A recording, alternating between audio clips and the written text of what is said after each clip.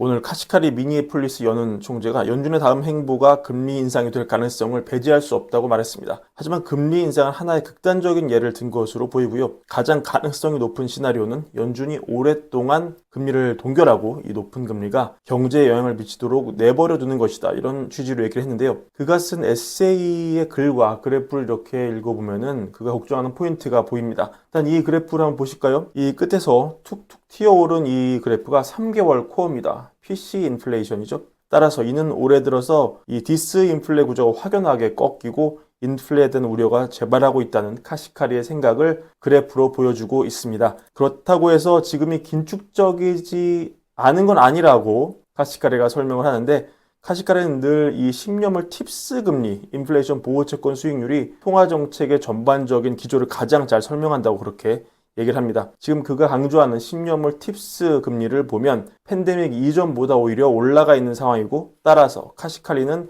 우리가 팬데믹 이전보다 더 긴축적인 입장에 있는 것은 분명하다고 설명합니다. 하지만 그럼에도 불구하고 이 주택시장의 회복력이 의문이다. 이렇게 금리가 높은데도 주택시장이 회복력을 보인다는 것은, 이 잠깐 그래프 보시면 이 노란색인데요. 제가 발췌한 이 실선이 주거용 투자 증가율인데 금리가 오르는 가운데서도 이렇게 함께 올라갔다는 걸 보여줍니다. 카시카리는 그 이유에 대해서 금융위기 이후에 구조적으로 주택 공급 자체가 적었고, 또 최근 몇 년 동안 파월도 강조했던 이민이 크게 증가하면서 주택 수요가 크게 늘었다.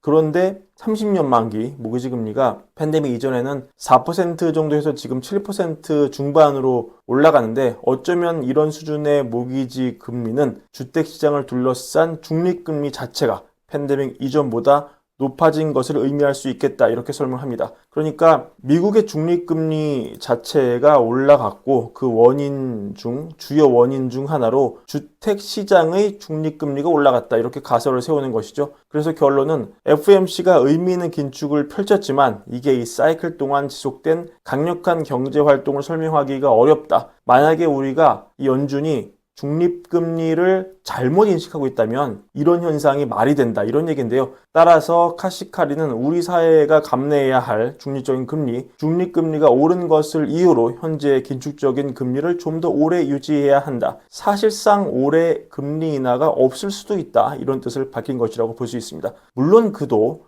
노동시장이 약화된다면 인하가 있을 수 있다고 길을 열어놓기는 했습니다. 참고로 카시카리는 3월에는 2번의 인하를 주장했고 4월에는 한 번 혹은 금리 인하 제로를 주장한 바 있습니다. 하지만 시장에서는 이제 금리 인하와 증시는 별개다, 이런 주장이 힘을 좀 받고 있고, 영화 빅쇼트의 주인공 아이즈만이 오늘 방송에 나와서 비슷한 취지의 얘기를 했습니다. 금리를 내리던 말던 그게 시장에 미치는 영향은 미미하다. 상관없다. 어차피 내리더라도 그 폭이 아주 미미할 거 아니냐. 금리가 500bp 오르는 동안 시장이 이렇게 오르는 걸 우리가 봐왔다, 이런 취지로 말을 했습니다. 여전히 시장을 그는 좋게 보고 있습니다.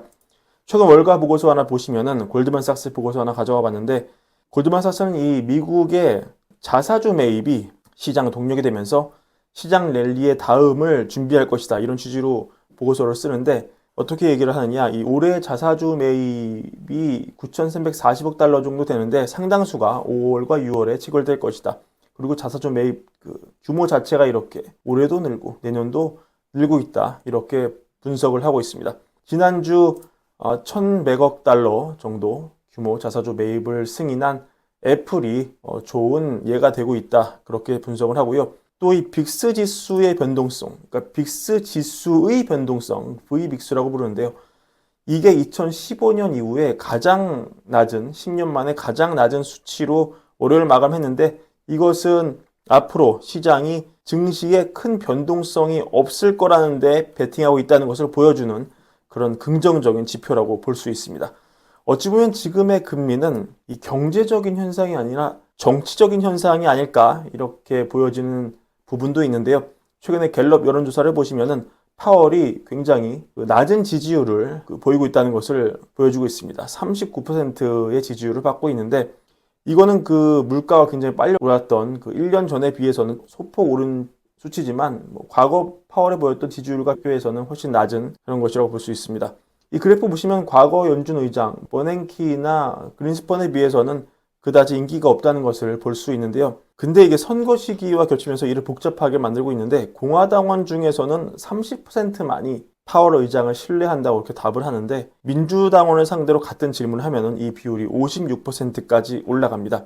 그러니까 공화당원은 파월을 싫어하고 민주당원은 비교적 그래도 파월을 좋아하고 이런 가운데 파월은 정치와 선거는 연준의 의사결정에 아무런 영향을 미치지 않는다고 강조를 하고 있지만 정작 트럼프 전 미국 대통령은 당선되면 파월을 잘라버리겠다고 강경 발언을 하고 있다가 사실상 대통령의 권한으로 연준위원을 자를 수 없다는 것을 인지한 후부터는 당선되면 26년 만료되는 파월 의장의 임기를 연장하지 않겠다는 뜻을 거듭 밝히고 있습니다. 이러는 와중에서 미국 정부의 돈 풀기는 이어지고 있고 만약에 올해 증시가 계속 오른다고 가정한다면 어떻게 투자를 해야 할까 고민인데요. 이 헤지펀드의 거물인 데이비드 아이논 그린라이트 캐피털 회장이 얼마 전에 인사이트는 글을 썼습니다. 소위 말해 패시브 투자의 득세, 지수 ETF의 전성기 이런 것들이 월가에서 저평가 주식을 찾는 오랜 전통을 짓밟고 있다 이런 얘기를 했는데요. 각종 지표를 보시면은 가치주, 소위 이제 퍼나 PBR이 낮은 주식이 모인 이 가치주 모임이 이 러셀 1000 비교 지수와 비교했을 때 굉장히 낮은 성과를 보이고 있고 2012년 이후 그 두 해를 제외하고는 모두 이 벤치마크를 밑돌았다고 해요. 그래서 특히 이제 AI 투자 열풍으로 가치주가 올해 또 기록적인 추락을 보이고 있고 그래서 이 아이논 같은 사람은 이런 현상이 패시브 투자 때문이라고 결론 내리는데요. 상당히 일리 있는 분석이라고 볼 수 있죠. 패시브 투자로 돈이 들어오면 이건 자동적으로 시총이 큰 대장주로 많이 돈이 몰리게 되고 싸게 남은 주식은 더 위험받고 가치 투자 펀드 매니저는 더 성과를 못 내고 또 이것 때문에 펀드 해지 나와서 자금이 빠져나가면 돈을 돌려주기 위해서 주식을 팔아야 되기 때문에 가치주는 더 하락하고 악순환이 반복이 됩니다. 하지만 그럼에도 블룸버그 인텔리전스 분석가들은 실망한 필요가 없다고 증거를 제시하는데요.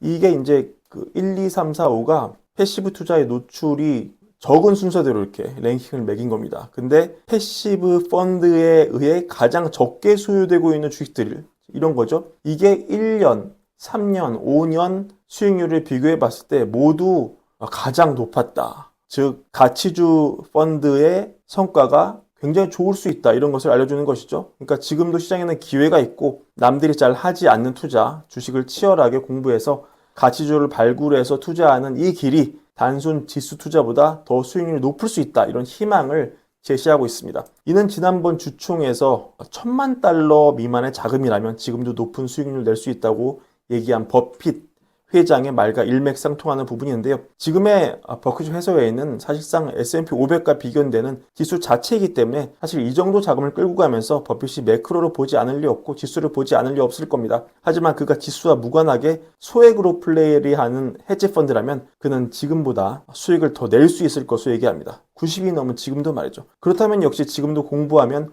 돈을 벌 기회가 여전히 널려 있다. 이렇게 긍정적으로 볼 수 있는 여지가 충분하다. 심지어 금리와도 무관하게 돈을 벌 수 있다. 이런 얘기가 되지만 이 메시지 지난 영상에도 드린 바 있지만 반복합니다. 그냥 단순히 지수의 움직임만 보는 것이라면 얘기는 좀 달라질 수 있겠다. 이렇게 결론을 내릴 수 있겠습니다. 자, 오늘 카시카리 연설부터 시작해서 버핏까지 총체적으로 다뤄봤고요. 내용이 좋으셨다면 구독과 좋아요 부탁드립니다. 월걸부 채널 사랑도 함께 부탁드립니다. 감사합니다.